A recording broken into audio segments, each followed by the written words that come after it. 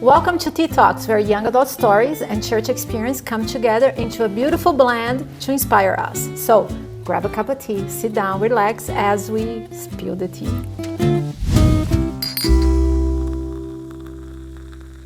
And with me today, I have my good friend Rachel. Rachel, thank you so much for joining us. I'm so happy to spend this time with you. Thank you, me too. Yes. So, Rachel, we're going to get right into it. Okay. We're doing this series based on this book. This was a research done by the Fuller Institution. It's called, the book is called Growing Young, where they looked at different characteristics of churches that are thriving with young adults. And one of the characteristics was warm community. Okay. So, Rachel, what does a warm community looks like to you? I would say it looks different. Like, not everyone's uniform. Like, it's accepting of all cultures and differences, I would say. Very non-judgmental, welcoming home. How does it feel? I'm not well, we're still working on that feeling, I guess. But I would say so far the small group we have created feels very much like home. It's very family oriented. It's very comfortable, and yeah. So it feels home, it feels comfortable. I like that. A lot of times when we are talking to different leaders and usually the older generation, sometimes they're afraid when we say like a place that is judgment-free and it's inclusive. They're afraid like, oh, but now we're going to accept everybody, we're going to lower our standards. What would you have to say to somebody that have those concerns? I would say that just because we accept them does not mean that our standards changing. It just means that we are giving them a chance to grow and God to work in their lives. And just welcoming them with open arms and giving that opportunity for God to work and leave your personal opinion out of it. It's not our job to change, it's God's. Yeah, it doesn't mean just because you love and you care somebody that they might not be going exactly in the path that God tell us is the best path for us. Right. They might not be there yet, but just because we love and care for them, it doesn't mean that we are supporting their lifestyle. Yes. Yes. And I think this is something that is different for the different generations to understand. Yeah. But that's why we're creating this space, so we can talk about it and say, hey, as much as love and support doesn't mean that acceptance. Well, let's say love, support, and accept doesn't mean that you say, hey, continue with the lifestyle, right? Yeah. Have you ever felt, you personally, disconnected from your community?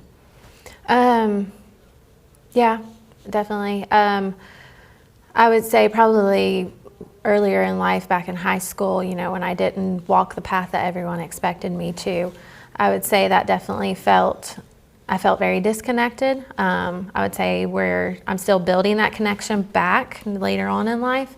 It's definitely a struggle, and it's not been the easiest path to take, but I see hope and I see change coming. We just have to be very consistent. On your part, what do you feel was the steps that you took to be able to find a sense of belonging and a sense of community and warmth again? I would say when I moved back to my home church, the opportunity came up during nominating committee for me to take on praise team. And I would say that was it was definitely very nerve-wracking for me to accept that. I hadn't accepted an official position in a church yet. So taking that on was a little bit scary, but I knew that these kind of opportunities don't come around very often, and so when you're given an opportunity, take it, because you don't know if it'll come back around. It's not been easy. It's been about 2 years now, but I would say the biggest thing is you just have to stay consistent. You have to prove the older generation. I feel like there's a misconception that we're not going to follow through with what task we're given. And so I think even when there are bumps in the roads, you just got to keep pushing forward. So basically you would say that the steps that you took was, okay, I'm going to commit to something. Yeah. And I am sure that's going to make a big difference on the concept that the older generation has towards the younger generation. Yeah. What do you see, not only to yourself, but to other young adults, what do you see is like a common challenge that young adults face in finding or building a warm community? I would say involvement and giving them leadership roles, that even if that means letting them test the waters a little bit and do things a little bit differently from what you might be used to. I think giving them that chance and just holding their hand through the process, helping guide them in a healthy way to do this. And that change doesn't always mean bad. It's just different. Yes. Yeah. Have you ever encountered generational gaps and misunderstanding within your community, like specifics? Yeah, definitely. I would say with the praise team, it's definitely been a challenge. With music, we have tried to update our style of worship. Not necessarily that we're like going extreme, it's just a little bit updated. And I feel like to reach our younger, we have to have more relatable music. And that worship can be in hymns, but it can also be in more modern styled music. So I think that's definitely been hard. There's been a lot of pushback from the older generation, a lot of assumptions that if you give an inch, we're going to take a mile. So that's been a big gap.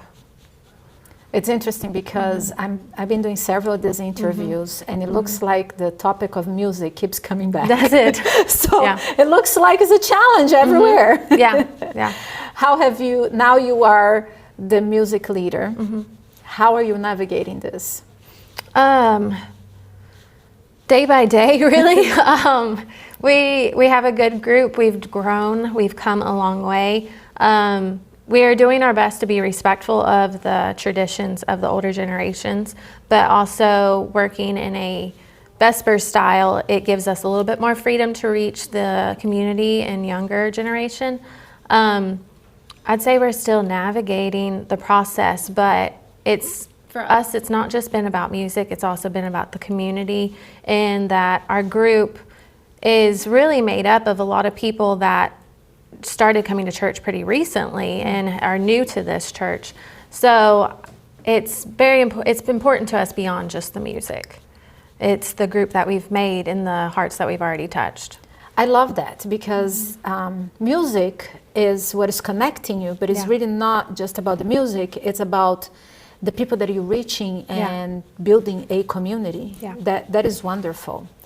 Looking ahead, what do you believe will be key factors in fueling warm communities for future generations of young people? I would say for us, it's getting through the rocky part of it, and it's building that foundation, showing that we're gonna step up, we're going to commit, we're gonna be there, we're gonna keep pushing forward despite how much pushback we may get, and just proving, or really just paving the way for the future of younger generations, and just, I guess, hitting those roadblocks now so that the others don't have to. Because most of our group is compiled of, I guess, those that grew up in the church but may have left for a while. And I feel like when you grow a thicker skin and we're able to kind of handle that, we've seen it for years, what the atmosphere is, and that it can be very judgmental. So we have a tougher skin to handle those, but someone coming in new with zero background and spiritual background might not be able to. So that's where it's been very hard for us, but also keeps us very passionate. I think for our pioneers, it's hard because you're like opening the way for the next generations. But if you give up, what are the chances for people that are just coming in? You know, like that person who they just walked in and somebody look up and down at them and say, why you dress like this, you know, or something like that. So yes, you're right. And especially because you're raised in a church, so you know the value of it and you don't want to lose it. You want to be there. But somebody coming in, they might not know. So having you guys there to be that support and that bridge, it's wonderful. What do you see that us church leaders and churches, how can we help you guys, young adults, feel welcomed or to create a welcoming community?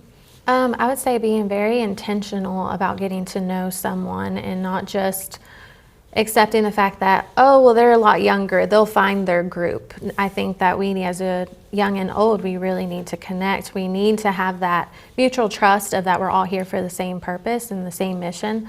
And just sometimes keeping your 2 cents to yourself as far as what you really think. I think that's kind of a big thing that the older generation just feels it their responsibility to make you aware of what they immediately. Yes, too quickly. And I think just moving forward, you just need to be more accepting, understanding that we live in a different time. We've grown up in a different time, and that things are going to look a little bit different. Our worship styles, neither of us have anything wrong with our worship styles. It's just that it's not what you're used to. It's different, but it's not exactly wrong. Yes. Yeah. Yeah, and I agree with you. The keeping the 2 cents. There is a time for the 2 cents. Yes. Yeah. You know, it's not to say that, oh, we never want to hear anything what the older generation wants to say. But I can see the problem when we go too fast, too soon. Yeah. And then first they need to fall in love with Jesus. Yes. Understand. And then when they are ready. Yeah. Usually when they come to, then they are ready to hear, you know, and then they can make change. Otherwise, it's going to be too soon. It's going to just push them away. This is wonderful.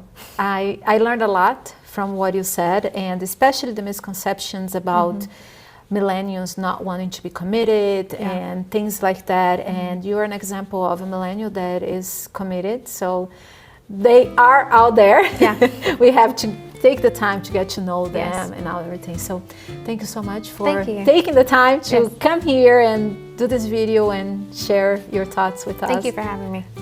And for you at home, thank you for joining Tea Talks. Keep stirring up the conversations and embracing the beautiful and the messiness of life. And until next time.